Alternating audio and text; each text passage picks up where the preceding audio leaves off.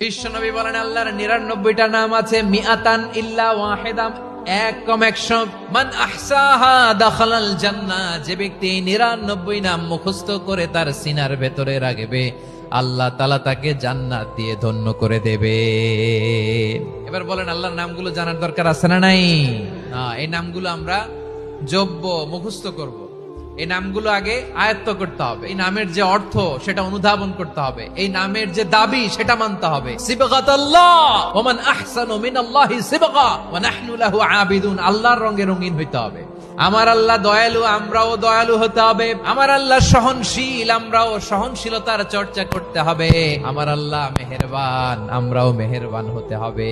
বিষ্ণু ইসলাম আল্লাহর এই চমৎকার সুন্দরতম নামগুলো ধরে ধরে আল্লাহর কাছে চাইতে। আপনি যখন দোয়া করবেন, আল্লাহর নামগুলো ধরে যদি দোয়া করেন, আল্লাহ ওই দোয়া ফিরায় দেয় না। সুবহানাল্লাহ বলেন।